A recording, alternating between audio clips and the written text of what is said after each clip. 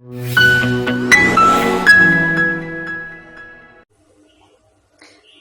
morning ඔයාලට. ඔන්න තවත් අලුත් දවසක්. ඉතින් අද නම් මට කම්මැලි හිතිලා මේ ඒක නිසා මම හිතුවා ඉක්මනින් හදන්න පුළුවන් දේවල් ටිකක් හදනවා කියලා. හැබැයි මේක ඉක්මනින් හදන්න පුළුවන් වුණාට මේ අපි හැමෝම කැමති දේවල් ටිකක් තමයි අද හදන්නේ. මේ තියෙන්නේ පරිප්පු. ඉතින් ඔයාලට පේනවනේ පරිප්පු වෙන හැටි හැමෝම දන්නවා. රතු ලුණු, සුදු ලුණු, අමු මිරිස්, කරපිංචා, රම්පේ ඒව දාලා වතුර ටිකක් දාලා මම ඒකට එකතු කරනවා උළුහල්, මිරිස් කුඩු, ලුණු කුඩු, කහ. ඔන්න ඔය කියන ටික එකතු කරලා මම තැම්බෙන්න තියනවා. හැමදාම වගේ ඔන්න අදත් මම ග්‍රීන් ටී උදේට තේ බොන්නේ නැහැ, කිරි බොන්නේ නැහැ. ග්‍රීන් ටී එකක් තමයි බොන්නේ. පරිප්පු ටික තැම්බීගෙන එනකොට මම කිරි එකතු කරනවා. කිරි දැම්මා. මොළීම පරිප්පු එක හදන්න කලින් මේ විතරක් තැම්බෙන්න තිබ්බා. ඒක විතර එකට අක්කලා තැම්බෙනවනේ මම මේකට උමන ඒවා කපනකොට. ඊට පස්සේ මට පුළුවන් ඒකේ තව මොන හරි කරි එකක් තියන්න. මං කිව්වේ අපි අද මං හදන්නේ මේ හැමෝම කැමති දෙයක් කියලා. ඉතින් මේ තියෙන්නේ දන්නවනේ කරවල. කට්ට කරවල. ඒකට ඉතින් මම ලුණු රම්පේ කරපිංචා මිරිස් සුදු ලුණු තලාගත්තා. ඒ වගේ මේ සැර මිරිස් මොනවාද අපි කියන්නේ නයි මිරිස් කියලා. මෙන්න මේවත් කපාගත්තා. ඒවා දැන් මම හරිම සුවඳයි. ඉතින් වෙනදට නම් මම සාමාන්‍යයෙන් මේ කරවල ටික ඉස්සෙල්ලා තෙල් වලින් චුට්ටක් බැදෙන්න ඇරලා තමයි මේ දේවල් එකතු කරන්නේ. ඒ වුණාට ඊට පස්සේ මම පුරුදු වුණා මේ ඔක්කොම ටික එකට දාලා ගොඩක් අඩු ගින්දරේ වෙලාව තියෙනවා කියලා. ඊට පස්සේ මට හිතුණා ඉතින් ඒක හොඳයි කියලා. දැන් මම කරන්නේ ඔක්කොම ටික දාලා ඒකට තෙල් ටිකක් දාලා ඒක ලිපේ තියලා තියෙනවා. කරවලකට මම තෙල් ඔක්කොම දැම්මා. ඒකට මම දාන්නේ කහ ටිකක්, ඒ වගේම ලුණු කුඩු ටිකක්. ඒක පොඩක් අඩුවෙන් දාගන්නවා. මොකද කරවල වල සමහරවිට ලුණු ගතිය තියෙනවා. හැබැයි මම අනිවාර්යෙන්ම මේ උණු වතුරෙන් හොදලා උණු වතුරේ ටිකක් කරලා තියෙන්න ඇරලා ඊට පස්සේ ඇල් වතුරෙන් තුන් පාරක් හතර පාරක් හොදලා තමයි ගන්නේ. ඊට පස්සේ මම මේකට දානවා කෑලි මිරිස් ටිකක් වැඩියෙන් දානවා. විදිහට ඔච්චරයි ඉතින් මම ඒකට දාන්නේ. කරවල තෙල් දානකොට ඔය ටික විතර එකතු කරන්නේ. ඔන්න ඊළඟට අපි හැමෝම කැමති දේ හදන්න යන්නේ මේ මොනවද කියලා තේරෙනවා ඇතිනේ. මේකේ මම දාලා තියෙනවා කපපු කපපු ලුණු. ඒ වගේම මම එකතු කරනවා ඒකට ලුණු ටිකක්. හිතා ගන්න පුළුවන් මොනවද හදන්නේ කියලා. මේක ඉතින් මම හදන්නේ මේ වංගෙඩි. ඉතින් මේකට මම තව එකතු කරගන්නවා කෑලි මිරිස්. මේ විදිහට.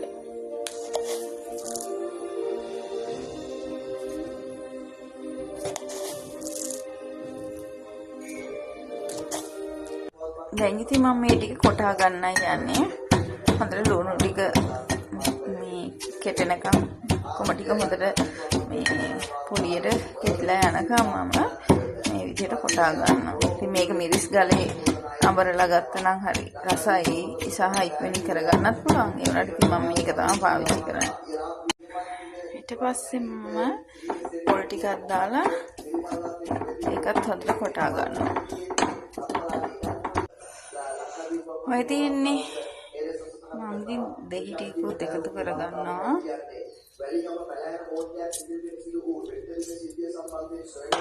ඊට පස්සේ හොඳට අනා ගන්නවා. ඉතින් මේක දැන් මේ අමු සම්බෝල තමයි සාමාන්‍යයෙන් රසම සම්බෝල අමුෙන් තියෙද්දි සම්බෝල එක. ඒ වුණාට ඉතින් අපි දැන් මේක බත් වලට ගෙනියනවනේ. ඒක නිසා මම මේකේ චුට්ටක් තෙල් ටිකක් දාලා බැද ගන්නවා. එතකොට අර පොල් පිල්ලුණු රහක් එන්නේ නැහැ. ඉතින් ඒකට මම දාගත්තා මේ ලුණු ටිකක්, කරපිංච ටිකක් සහ මේ අබ ටිකක්. ඒක පොඩ්ඩක් තෙල් ටිකක් ටිකක් විතර දාලා මේ ඒක පොඩ්ඩක් බැදෙන්න ඇරලා ඊට පස්සේ මම සම්බෝලෙට එකතු කරගන්නවා. අනේ සම්බෝල ටිකත් තෙල් දාලා ඉවරයි. ඉතින් අද මොනවද හැදුවේ? පරිප්පු හැදුවා, කරවල තෙල් දැම්මා, සම්බෝල හැදුවා, බිත්තර තැම්බුවා. අපි හැමෝම කැමති කෑමක්.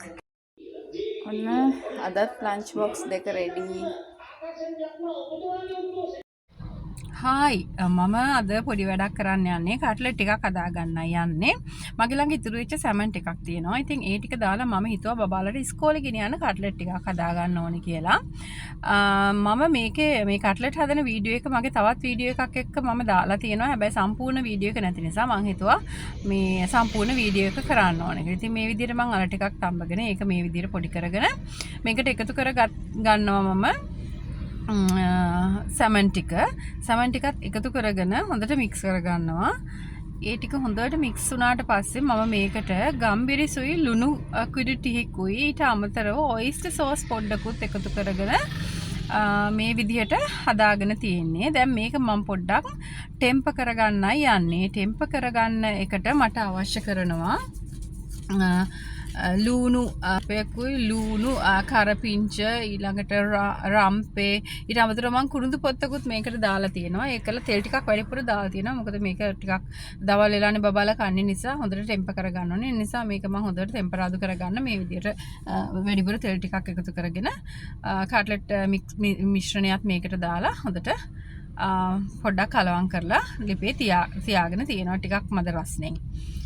ඊට පස්සේ මේක එළියට අරගෙන මම නිවෙන්න තියලා කට්ලට් ටික හදාගත්තා. කට්ලට්ස් ලොකු ප්‍රමාණයක් නැහැ 9ක් විතර ආවේ. ඉතින් මේ තියෙන්නේ මම හදාගත්ත කට්ලට් ටික. ඉතින් දැන් මම මේකට බිත්තරයක් කඩලා ගත්තා. ඊට අමතරව දානවා බ්‍රෙඩ් ක්‍රම්ස්. මේ බ්‍රෙඩ් ක්‍රම්ස් ගැන කියනවා නම් මේක මම මේ ගෙදර හදාගත්ත බ්‍රෙඩ් ක්‍රම්ස් එකක්. දැන් සාමාන්‍යයෙන් ගෙවල් වල අපේ ගෙදරත් ගොඩක් පාන් ගේනවා. ඒ ආවම බබාලා ක්‍රස්ට් එක කන්නේ නැහැ. ඉතින් ක්‍රස්ට් එක මම කරන්නේ වේලලා මයික්‍රෝවේව් එකේ හරි oven එකේ හරි දාලා වේලලා ඒක කුඩු කරලා අරගෙන තියා ගන්නවා මේ වගේ වෙලාවට ගන්න. ඉතින් එහෙම හදාගත් එකක් තමයි මේ තියෙන්නේ. ඔයගලන්ට අනිත් දවසේ විසික් කරන්න එපා බ්‍රෙඩ් ක්‍රම්ස් මේ ක්‍රස්ට් එක තියාගෙන මේ විදිහට බ්‍රෙඩ් ක්‍රම්ස් හදා ගන්න පුළුවන්. හරි ඊළඟට මම කරන්නේ කට්ලට් ටික මේ එග් එකේ දාලා ඊට පස්සේ බ්‍රෙඩ් ක්‍රම්ස් වල දානවා. දැන් මේක කරන්න කලින් මම කට්ලට් වලට පාන් පිටි ටිකක් දාලා හොඳට පාන් පිටි මික්ස් මේවා කරලා තියෙන්නේ. මොකද මම YouTube එකේ දැම්මා. එතකොට අර පොඩ්ඩක් කැඩෙන එක පැලෙන්නේ නැහැ කියලා. නමුත් මගේ නම් එහෙම වෙනවා. ඉතින් ඒත් දැන මම මේකම කරනවා. හරි ඊට පස්සේ මම මේ විදිහට මේ සේරම කට්ලට් එකේ බ්‍රෙඩ් ක්‍රම්ස් දා ගන්නවා. ඊට පස්සේ මම කරන්නේ ඒක දාගෙන ඉලා පොඩක් ආයෙම ෂේප් කරන්න ඕන. මොකද ෂේප් එක පොඩ්ඩක් ෂේප් එක නැති වෙනවනේ සැරෙන් සැරේට ඔය කරන ඒවා නිසා. ඊට පස්සේ ෂේප් එකත් පොඩ්ඩක් හදාගෙන මම ඒ ටික හදලා ඉවර කරගන්නවා. ලොකු වෙලාවක් ඇත්තටම ගියේ නැහැ. පොඩි වෙලාවයි යන්නේ. මේ විදිහට මම සේරාන්ටම බ්‍රෙඩ් ක්‍රම්ස් ගාගෙන තියෙන්නේ. දැන් මම මේක කරන්නේ මොකක්ද? මේ වගේ භාජනයකට ලන්ච් ෂීට් එකක් දාලා ඒකෙත් දාන්නේ යන්නේ. මම ලන්ච් ෂීට් එකක් දාන්නේ අතරම මේ සේරම එකට ආවම මට ගලව ගන්න ටිකක් අමාරුයි. ඒ නිසා ලන්ච් ෂීට් එකක් දාලා අර සෙපරේට් කරාම හරිම ලේසි මට ඉක්මනටම ගන්න පුළුවන්. දැන් අර එකට ඇලුනට පස්සේ අර අපි කිව්වා වගේ ෂේප් එකත් අවුල් ගිහලා අපිට දැන් ඔක හදන්න වෙලාවකුත් නැති වෙනවනේ ඉක්මනට try කරගන්න ඕනොත්. ඒක නිසා මම සෙපරේට් කරලා මේ විදිහට බොක්ස් එකේ දාලා ෆ්‍රීස් කරන්නයි යන්නේ. ඊට පස්සේ අපිට මේක දැන් අවශ්‍ය වෙලාවට අරගෙන පැය භාගයට විතර කලින් අරගෙන එළිය තියලා අපිට බැද ගන්නයි තියෙන්නේ. දැන් මම මේ එදාම නෙමෙයි ඊට පස්සේ දවස් කීපයකට පස්සේ තමයි මම මේක අරගෙන මේ එළිය තියෙන්නේ. ඒකල පැය භාගයක් විතර මම එළිය තියලා මේක බැද ගන්නවා.